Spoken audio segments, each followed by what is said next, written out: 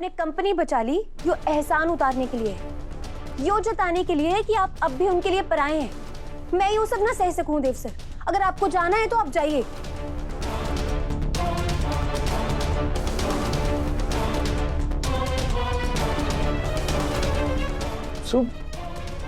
तुम्हारे मन में ये बातें कब से और कैसे आ गई?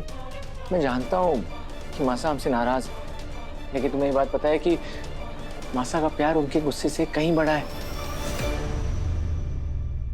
विश्वास नहीं हो रहा है कि तुम मेरी ही वसु हो। बदल गई हो, प्लीज खुद को बदलो मत।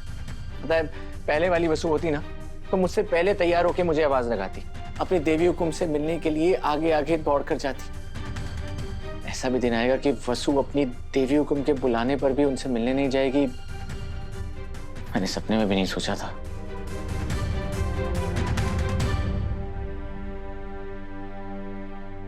तुम्हारे को अब आपके ताने नहीं सुनने, ना ही मैं आपको रोक रही हूँ। और मैं होती कौन हूँ आपको रोकने वाली? आज मैं किसी के रोकने से नहीं रुकूंगा। मुझे मेरी मासा ने बुलाया है और मैं जाऊंगा। हाँ तो जाइए ना। तो जा ही रहा।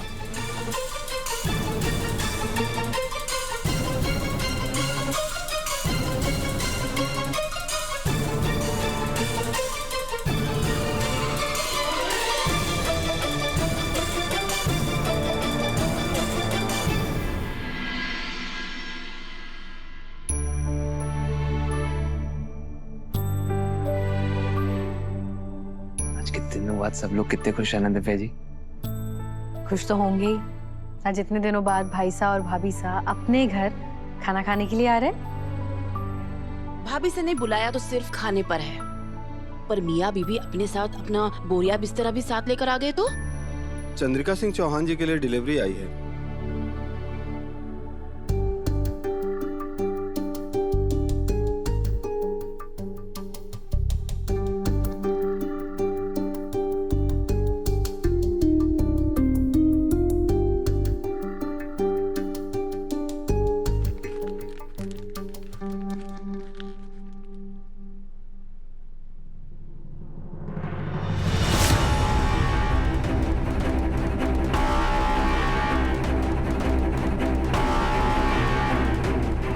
क्या हुआ चंदा?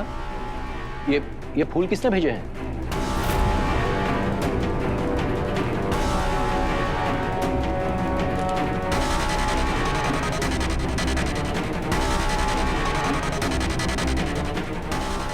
सब मन में पड़ रहा है।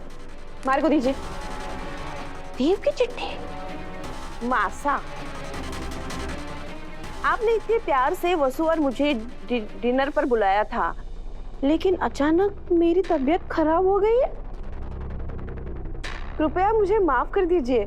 वसु और मैं डिनर पर नहीं आ पाएंगे। वाकई बहुत अफसोस हो रहा है। मासा, आपका देव।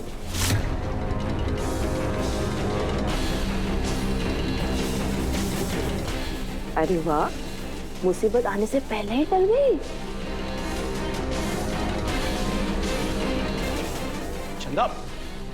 चंदा, ये क्या कर रही हो तुम? अरे अरे भाभी साहब, ये कुछ कर रही है। अरे इतने अच्छे फूल। ये क्या कर रही हो चंदा? मासा, आपके हाथ से तो खून निकले। मैं बैंडेड लेके आती हूँ। जल्दी दिव्या। ऐसा हो ही नहीं सकता कि हम देव को बुलाए और वो ना आए। ये सब कुछ उस लड़की की वजह से हुआ है। उसने ही हमारे बेटे को आने से रोका होगा। चंद्रिका, तुम ऐसा सोच भी कैसे सकती हो? अरे देव से ज्यादा तो वसु तुमसे मिलने के लिए उतावली होगी। वो क्यों रोकेगी देव को? माफ कीजिए भाई साहब, लेकिन भाभी साहब सही कह रही है। इस नौकरानी में लगा होगा कि आज अगर भाभी साहब ने देव को माफ कर कर अपने पास रख लिया तो फिर वो अपने मासा के लिए उसे छोड़ देगा और फिर उसकी सारी प्लानिंग धरी की धरी रह जाएगी, है ना? इसलिए उस नौकरानी ने माँ और बेटे ने मिलने ही ना दिया। अरे लेकिन इस सब में थारे तो वारे न्यारे हो गए अभी।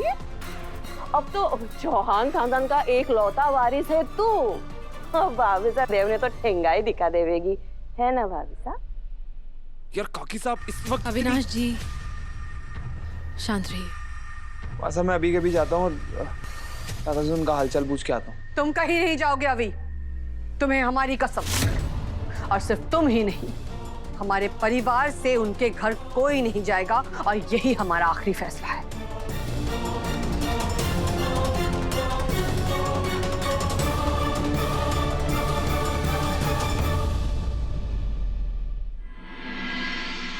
चंदा, चंदा तुम अभी अभी बीमारी से उठी हो, इस तरह से परेशान रहोगी तो फिर से बीमार पड़ सकती हो ना। सा, आपने तो उस लड़की को हमारे परिवार, हमारे खानदान की बड़ी बहू का मान दिया था ना।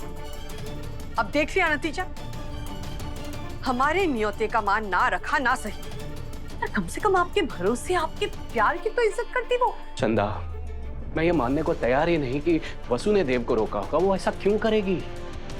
अरे तुम और देव तो उसके जीवन के आधार स्तंभ हो। वो तुम्हें और देव को एक दूसरे से कभी अलग नहीं कर सकती, और इतना तो मैं अपनी बड़ी बहू को जानता हूं। और देखो चंदा, तुम ही कहती थी ना कि किसी भी बात की तह तक गए बिना निष्कर्ष निकालना गलत बात है। तो फिर बिना किसी सबूत के, बिना किसी सुनवाई और दलील के तुम वसु को दोषी कैसे ठहरा सकती हो? देखो चंदा, हो सकता है कि शायद देव सच में बीमार पड़ गया हो। वैसे भी वो दिन रात धूल मिट्टी धूप में मेहनत करता है बेचारा। शायद थकान की वजह से सच में बीमार पड़ा हो सकता है ना। जरूर कोई बहुत बड़ी बात होगी, तभी दादा और जादूगर डिनर पे नहीं आए। कहीं दादा की तबीयत सच में ज्यादा खराब तो नहीं है? तो मासा ने कसम ना दी होती ना तो अभी के अभी जाकर के उनका हाल पूछ लेता। और अगर घर पे रहना तो बार बार दादा को देखने का मन करेगा। ड्राइव पे ही चला जाता हूँ।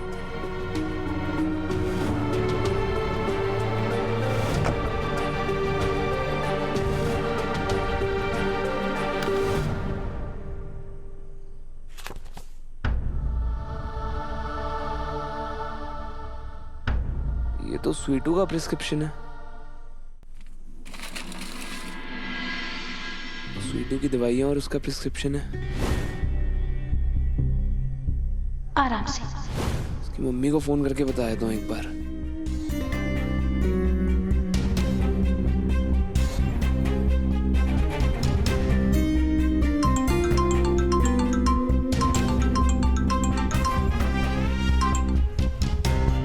हेलो अनामिका जी, स्वीटू का ना एक पाउच मेरी गाड़ी में रह गया था। उसके अंदर उसके प्रिस्क्रिप्शन और मेडिसिन हैं। एंड आई एम श्योर कि आप उन मेडिसिन के लिए परेशान हो रही होंगी।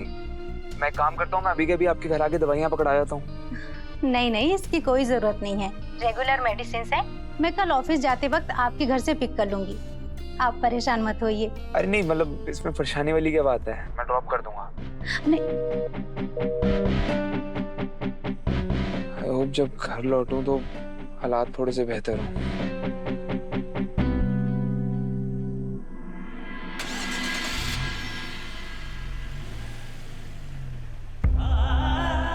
सास सही कह रहे थे, हो सकता है देव सच में बीमार पड़ गया हो। जरा सी सर्दी हो जाए तो कितना परेशान हो जाता है वो, और अभी तो किसी अच्छे डॉक्टर को दिखाने पाने की स्थिति में भी नहीं है।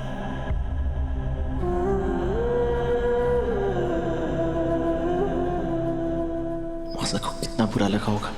उन्होंने हमारे लिए कितनी तैयारियां कर रखी होंगी।